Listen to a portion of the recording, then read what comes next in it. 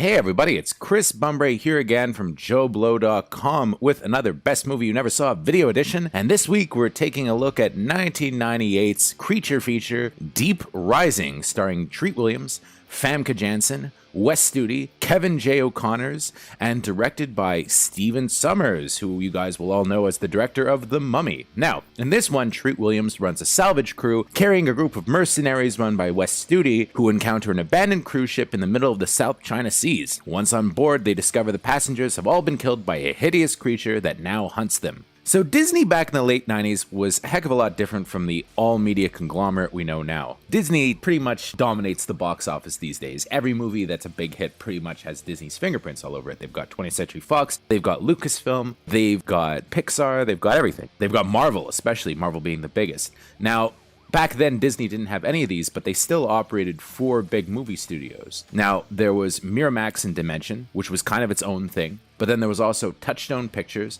and there was Hollywood Pictures, and then there was Disney itself. And the way it worked was that Touchstone and Hollywood Pictures would usually put out the more adult-oriented movies. Anything from like a PG-13 upwards would be Touchstone or Hollywood, while family movies would be Disney, and then the edgy independent stuff would all be Miramax and Dimension, who, like I said, pretty much operated on their own at Harvey and Bob Weinstein's whims. Now, Touchstone Pictures was a little bit more of the higher end. Hollywood Pictures was a little bit lower end, and was mostly genre movies, and was also considered at the time not a very high profile studio. They put out a lot of big movies and they put out a lot of expensive movies, but it was always mocked kind of in the media. It was never really thought of as a great studio. It was kind of the off-brand of Disney. If they had something that they weren't particularly proud of, it would go up by Hollywood Pictures. The only exception to these was that Hollywood kind of did some interesting co-productions with a big company called Synergy in the 90s and put out some high-profile films like Judge Dredd, which was a huge flop, mind you.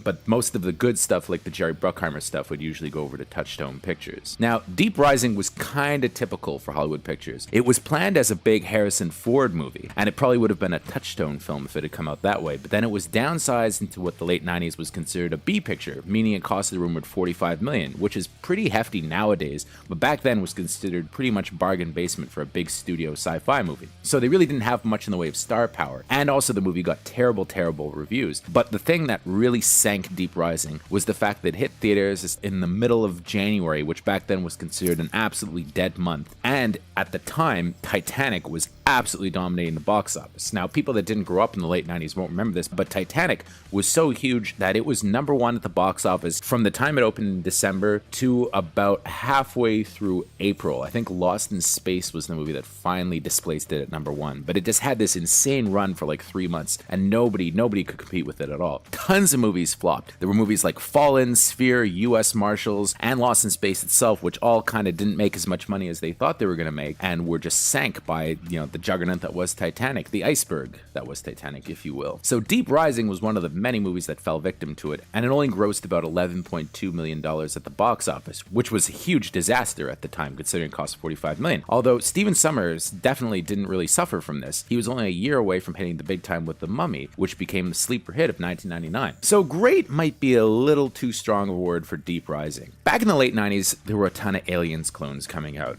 We would usually get about maybe one a year. Movies like Virus, Deep Star 6, Leviathan. As far as those clones go, Deep Rising was a pretty good one. So I was a fan of Stephen Sommers all the way up to about Van Helsing, which is when something seemed to get lost. His fun kind of pulpy vibe got kind of twisted around when he got these huge CGI-filled budgets. And I think Van Helsing, which is a movie he would have nailed 10 years before, was a bit of a disaster. And ever since then, I've never really been a big fan of his. His G.I. Joe Rise of the Cobra had a couple of cool moments, but otherwise, his career kind of hasn't really panned out the way I hoped it would, although I'm hoping that maybe he'll make a comeback someday. But what I really liked back then was his high adventure vibe, and Deep Rising definitely has that vibe. So it's got an amazing Jerry Goldsmith score, and it's absolutely thrill a minute. I mean, it's goofy, but it doesn't let up at all and never takes itself seriously, which is what I really liked about Deep Rising. You've got this crew of mercenaries and these salvage guys on the boat. You got Famke Janssen as this kind of sexy jewel thief. It's not a serious movie at all. It has a fun cast of characters. Everybody's having a good time. The stakes aren't really high. People are kind of winking at the screen a little bit. So I think it was really kind of a cut above all these other movies, which were trying to be scary. Deep Rising is never really scary and never really tries to be. Instead, it just tries to be fun.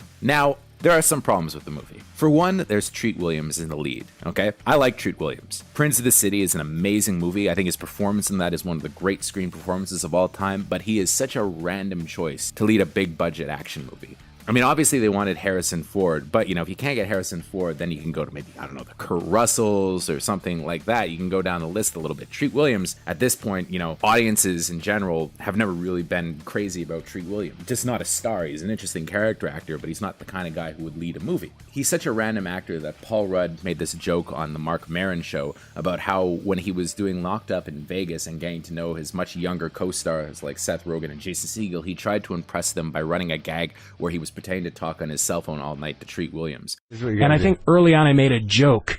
I was on my cell phone saying, pretending I was calling Treat Williams. And like, hey, Treat. Yeah, what's up? Oh, yeah, man. Come out. Yeah, we're going to Rain. Yeah. Yeah. And I made some joke that was, it wasn't really funny. And I realized the only way to make it funny is to just keep talking to him. Yeah. All night. Okay. And so, you can Treat.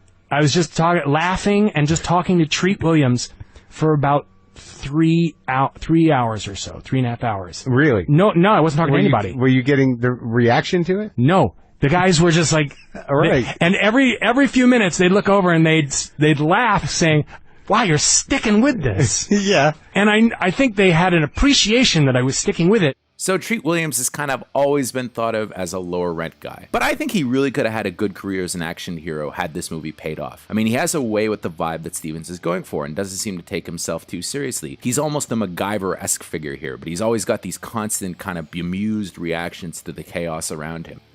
We don't vote here. It's not a democracy. He's having a really good time, and indeed, that was what he was having. AV Club did a Random Roles interview with him where he kind of talked about working on the movie. Here's what he said about it. It was fun. Just fun. I love the movie. Just 6 months of freezing cold water up in Vancouver, Canada. But a great cast, some of whom have become really big movie stars since then, and a wonderful director with a great mind, Stephen Sommers. Just a really terrific, great guy. Probably the most energetic director I've ever come across. I'm proud of that film. I think that film's fun. Unfortunately, it came out right on the heels of Titanic, and once you've seen one boat sink, ... For one thing, Famke Janssen is great as the jewel thief love interest. Apparently, Claire Forlani was originally cast in the part but dropped out due to creative differences with Stephen Sommers. I think it's one of Famke Janssen's really good roles of the era. I also really love Kevin J. O'Connor as the comic relief. Looks like somebody had themselves one hell of a shindig.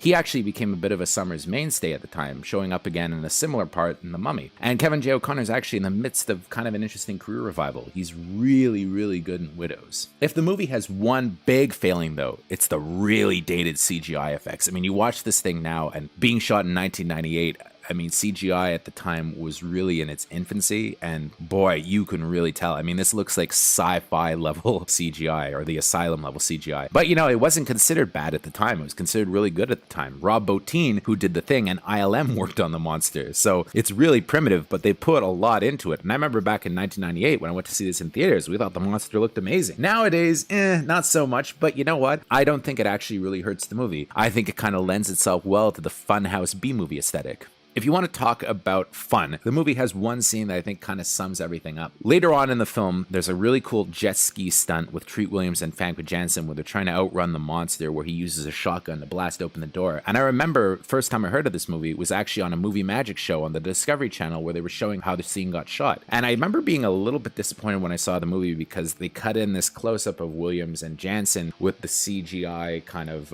fireball behind them. And I thought it looked kind of fake as opposed to the real stunt, how it looked on the movie magic show, which was really cool, but I guess they need to get the close-ups of their stars, and then we're going to do a crazy dangerous stunt like that. But, you know, it's a really cool scene and a really cool movie, and I think that it's a fun film for people to revisit if they haven't seen it in a long time. In fact, I'd wager that it's one of the more obscure movies that I've covered in this column, so it's not always the easiest movie to find, but I believe you can find it digitally, and there's also a Blu-ray out from Kino Lorber. Your enjoyment of Deep Rising really depends on a couple of things. If you can take it as a goofy B movie, it's a lot of fun, but if you look at it critically, then, well, you might think that I'm crazy for including it in this video series. I really like it though. I've always had a really good time with it, and I think that a lot of you will too if you check it out. So definitely getting a Best Movie You Never Saw recommendation with a couple of caveats. Check it out. I hope you enjoy it.